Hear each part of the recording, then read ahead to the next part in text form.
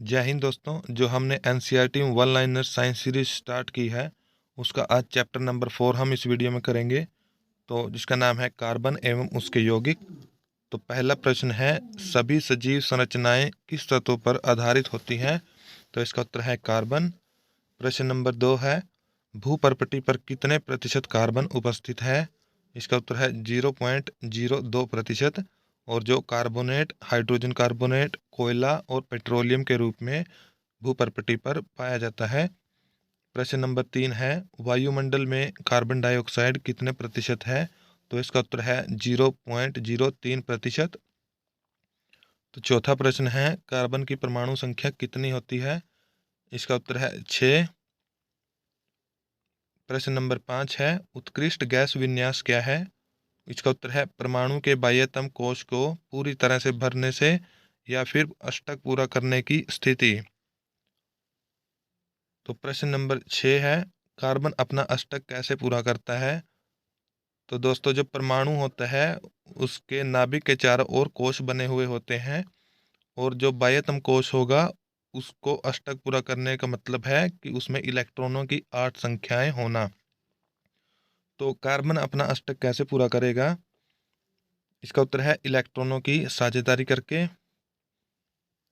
प्रश्न नंबर 7 है, हाइड्रोजन के दो परमाणुओं के बीच कैसा आबंध बनता है? इसका उत्तर है एकल आबंध। प्रश्न नंबर 8 है, ऑक्सीजन के दो परमाणुओं के बीच कैसा आबंध बनता है? इसका उत्तर है द्विआबंध। प्रश्न नंबर 9 है, नाइट्रोजन के दो परमाणुओं के बीच कैसा आबंध बनता है? इसका उत्तर है त्रिआबंध। प्रश्न नंबर 10 है, अमोनिया का रासायनिक सूत्र क्या है? इसका उत्तर है NH3। तो प्रश्न 11 है, मीथेन किसका यौगिक है? इसका उत्तर है कार्बन का। तो 12वां प्रश्न है, बायोगैस तथा संपीड़ित प्राकृतिक गैस यानी CNG, इसका प्रमुख घटक कौन सा है? तो इसका उत्तर है मीथेन यानी कि CH4। 13वां प्रश्न है, हाइड्रोजन की संयोजकता कितनी है? इसका उत्तर है 1। तो 14वां प्रश्न है, इलेक्ट्रॉन के एक युग्म की साझेदारी के द्वारा बनने वाले आबंध क्या कहलाते हैं? तो दोस्तों, इसका उत्तर है सहसंयोजी आबंध यानी कि कोवलेंट बॉन्ड। 15वां प्रश्न है, सहसंयोजी यौगिक विद्युत के खालिस्तान होते हैं? तो इसका उत्तर है कुचालक होते हैं। तो अगला प्रश्न यानी 16वां प्रश्न है, हीरे की संरचना कैसी होती है? इसका उत्तर है त्रिआयामी, जिसको हम इंग्लिश में बोलते हैं 3 डायमेंशनल। और इसी 3D संरचना की वजह से जो हीरा होता है वो बहुत ही ज़्यादा कठोर होता है। तो अगला प्रश्न है, ग्रेफाइट की संरचना कैसी होती है? इसका उत्तर है षटकोणीय। 18वां प्रश्न है, सबसे अधिक कठोर पदार्थ कौन सा है? तो दोस्तों, हीरा जो है वो पृथ्वी पर पाया जाने वाला सबसे कठोर पदार्थ है, और जो कार्बन का ही एक अपरूप है। तो दोस्तों, 19वां प्रश्न है, हीरा और ग्रेफाइट के कौन से गुणधर्म भिन्न होते हैं? यानी कि हीरा और ग्रेफाइट आप लोग जानते ही हैं कि दोनों कार्बन के अपरूप हैं। तो उत्तर है इसका भौतिक गुणधर्म, लेकिन वो देखने में और छूने में भी अलग अलग गुणधर्म दिखाते हैं। हीरा जो है वो देखने में बहुत ज़्यादा चमकीला, कठोर होता है, और जो ग्रेफाइट होता है उसको जब छुएंगे तो वो बहुत मुलायम लगेगा और वह ज़्यादा कठोर नहीं होता। और जो ग्रेफाइट होता है वो विद्युत का सुचालक होता है, और जो हीरा होता है वो विद्युत का कुचालक होता है। तो प्रश्न नंबर 22, संश्लेषित हीरे कैसे बनाए जाते हैं? इसका उत्तर है शुद्ध कार्बन को अत्यधिक ताप व दाब पर उपचारित करके। तो दोस्तों, जो हीरे बने हुए होते हैं प्राकृतिक रूप से, वो भी बहुत अत्यधिक ताप और दाब की वजह से ही हीरे में परिवर्तित हुए हैं। और जो हम संश्लेषित हीरे बनाते हैं उसमें भी हम शुद्ध कार्बन को अत्यधिक ताप व दाब पर उपचारित करके हीरे बना देते हैं। तो अगला प्रश्न है, प्रश्न नंबर 21, कार्बन का तीसरा अपरूप कौन सा है जिसकी संरचना फुटबॉल के समान है?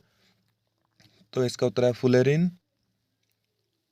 प्रश्न 22 है, कार्बन में कार्बन के ही अन्य परमाणुओं के साथ आबंध बनाने की क्षमता होती है? जिससे बड़ी संख्या में अणु बनते हैं, इस गुण को क्या कहते हैं? तो दोस्तों इसका उत्तर है श्रृंखलन यानी कैटेनेशन। प्रश्न नंबर 23 है, केवल एक आबंध से जुड़े कार्बन के यौगिक क्या कहलाते हैं? तो इसका उत्तर है संतृप्त यौगिक। प्रश्न नंबर 24 है, दो या त्रि-आबंध वाले कार्बन के यौगिक क्या कहलाते हैं? तो इसका उत्तर है असंतृप्त यौगिक। 25वां प्रश्न है, कार्बन कार्बन आबंध कैसे होते हैं? यानी कार्बन का कार्बन के साथ जो आबंध बनेगा वो कैसा होगा? तो इसका उत्तर है अत्यधिक प्रबल और स्थायी। 26वां प्रश्न है, सबसे पहला कृत्रिम कार्बनिक यौगिक कौन सा है? तो इसका उत्तर है यूरिया। तो दोस्तों जो यूरिया है वो सबसे पहले मानव द्वारा लैब में बनाया गया कार्बनिक यौगिक है। प्रश्न नंबर 27, यूरिया को किस वैज्ञानिक ने बनाया था? इसका उत्तर है फ्रेडरिक वोलर ने और अमोनियम साइनाइड से। तो दोस्तों ये वैज्ञानिक थे फ्रेडरिक वोलर, उन्होंने अमोनियम साइनाइड से यूरिया को लैब के अंदर बनाया था। उससे पहले ये माना जाता था कि जो कार्बनिक पदार्थ हैं उनको पैदा करने के लिए जीवन की आवश्यकता होती है, लेकिन फ्रेडरिक वोलर ने यूरिया को बनाकर इस अवधारणा को गलत साबित किया था। तो प्रश्न नंबर 28 है, कार्बन के ऑक्सीजन में दहन से क्या प्राप्त होता है? तो इसका उत्तर है ऊष्मा, प्रकाश और कार्बन डाइऑक्साइड। 29वां प्रश्न है, संतृप्त हाइड्रोकार्बन के दहन से कैसी ज्वाला निकलती है? इसका उत्तर है स्वच्छ ज्वाला। प्रश्न नंबर 30 है, असंतृप्त कार्बन यौगिक से कैसी ज्वाला निकलती है? इसका उत्तर है काले धुएं वाली पीली ज्वाला। प्रश्न नंबर 31, कोयले और पेट्रोलियम में कार्बन के अलावा दूसरे कौन से तत्व होते हैं?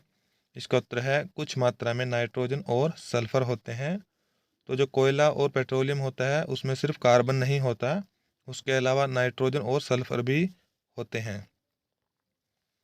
तो अगला प्रश्न है, जिन पदार्थों में अन्य पदार्थों को ऑक्सीजन देने की क्षमता होती है वे क्या कहलाते हैं? तो इसका उत्तर है ऑक्सीकारक। प्रश्न नंबर 33 है, वह पदार्थ जो बिना अभिक्रिया में भाग लिए अभिक्रिया की दर को बढ़ा देते हैं क्या कहलाते हैं? तो दोस्तों उनको बोलते हैं उत्प्रेरक। जो उत्प्रेरक होते हैं वो अभिक्रिया में स्वयं भाग नहीं लेते, लेकिन उनकी मौजूदगी से अभिक्रिया की दर बढ़ जाती है। प्रश्न नंबर 34, निकेल उत्प्रेरक का उपयोग कहाँ होता है? इसका उत्तर है वनस्पति तेलों के हाइड्रोजनीकरण में। तो 35वां प्रश्न है, वनस्पति तेलों में कैसी कार्बन श्रृंखलाएं पाई जाती हैं? इसका उत्तर है लंबी असंतृप्त श्रृंखलाएं। प्रश्न 36 है, जंतु वसा में कैसी कार्बन श्रृंखलाएं होती हैं? तो उत्तर है संतृप्त कार्बन श्रृंखलाएं। प्रश्न 37 है, वनस्पति तेल स्वास्थ्य के लिए कैसे होते हैं? तो दोस्तों इसका उत्तर है स्वास्थ्यवर्धक, यानी ये सेहत के लिए अच्छे होते हैं। तो प्रश्न नंबर 38 है, जंतु वसा स्वास्थ्य के लिए कैसी मानी जाती है? तो दोस्तों इसका उत्तर है हानिकारक। प्रश्न 39, एथेनॉल कमरे के ताप पर किस अवस्था में होता है? तो दोस्तों एथेनॉल भी एक कार्बन का यौगिक है और ये कमरे के तापमान पर द्रव अवस्था में पाया जाता है। प्रश्न नंबर 40, एथेनॉल का दूसरा नाम क्या है? तो इसका नाम है अल्कोहल। प्रश्न 41 है, एथेनॉल यानी अल्कोहल का उपयोग किन किन औषधियों में होता है? तो इसका उत्तर है टिंचर आयोडीन, कफ सिरप और टॉनिक बनाने में। प्रश्न 42 है, शराब क्या होता है? यानी कि शराब का दूसरा नाम क्या है? तो इसका उत्तर है तनु एथेनॉल यानी कि अल्कोहल। प्रश्न 43 है, किसकी थोड़ी सी मात्रा घातक साबित हो सकती है? तो इसका उत्तर है शुद्ध एथेनॉल। प्रश्न 44 है, अल्कोहल सोडियम से अभिक्रिया करके कौन सी गैस उत्पन्न करता है? तो इसका उत्तर है हाइड्रोजन गैस। प्रश्न नंबर 45, एथेनॉल के निर्जलीकरण से क्या बनता है? तो इसका उत्तर है एथीन। प्रश्न 46 है, किसकी थोड़ी सी मात्रा लेने से मृत्यु हो सकती है? तो दोस्तों इसका उत्तर है मेथनॉल।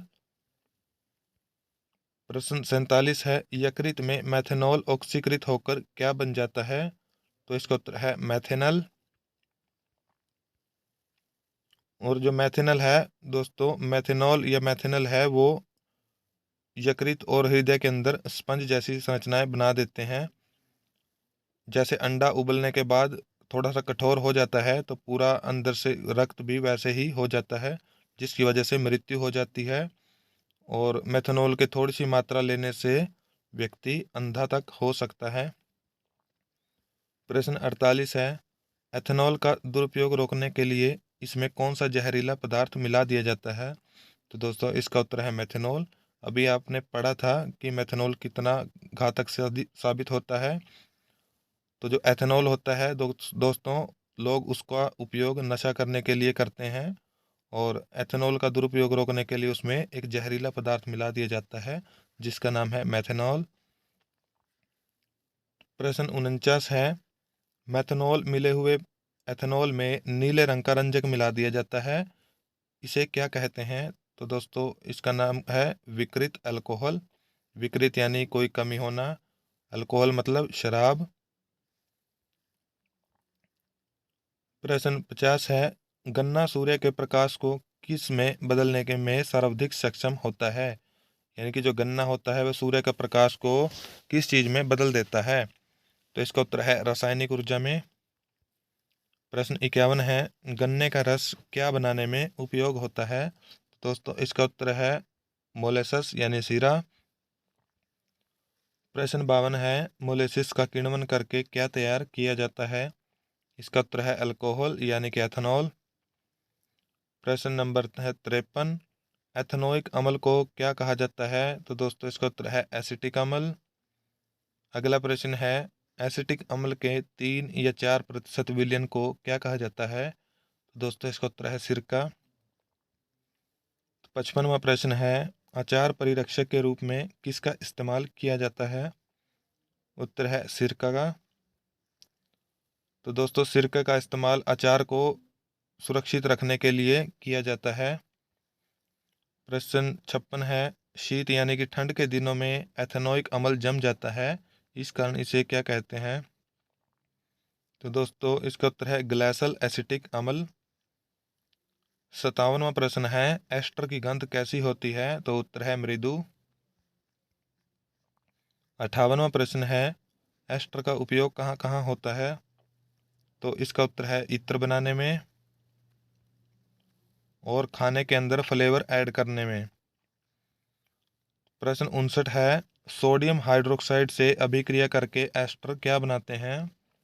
तो इसका उत्तर है अल्कोहल तथा कार्बोक्सिलिक अम्ल का सोडियम लवण। 60वां प्रश्न है, सोडियम हाइड्रोक्साइड की एस्टर के साथ अभिक्रिया को क्या कहा जाता है? तो दोस्तों इसका उत्तर है साबुनीकरण अभिक्रिया। 61वां प्रश्न है कि साबुन क्या है? उत्तर है दीर्घ श्रृंखला वाले कार्बोक्सिलिक अम्लों के सोडियम या पोटेशियम लवण। 62वां प्रश्न है, साबुन का कौन सा भाग जल से अभिक्रिया करता है? इसका उत्तर है आयनिक भाग।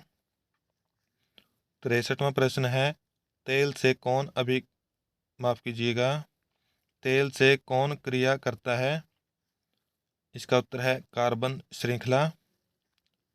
64वां प्रश्न है, साबुन के अणु कैसी संरचना तैयार करते हैं? इसका उत्तर है मिसेली संरचना। 65वां प्रश्न है, जल में विलेय एक सिरे को क्या कहते हैं? तो दोस्तों इसका उत्तर है जलरागि सिरा। प्रश्न 66 है, हाइड्रोकार्बन में विलेय दूसरे सिरे को क्या कहते हैं? तो उसका उत्तर है जल विरागी। 67वां प्रश्न है, अपमार्जक क्या होते हैं? उत्तर है लंबी कार्बन श्रृंखला वाले सल्फोनिक अथवा अमोनियम लवण। 68वां प्रश्न है, शैम्पू तथा कपड़े धोने के उत्पाद बनाने में किसका उपयोग होता है? तो इसका उत्तर है अपमार्जक का। तो दोस्तों हमने आज का जो हमारा 4th चैप्टर था उसको कवर कर लिया है। अगर आपको ये वीडियो पसंद आई हो तो इसे लाइक कर दीजिए और चैनल को सब्सक्राइब कर दीजिए, और कमेंट में ज़रूर बताइएगा कि आपको हमारी वन लाइनर साइंस सीरीज कैसी लग रही है। तो आपका दिन मंगलमय हो। धन्यवाद दोस्तों।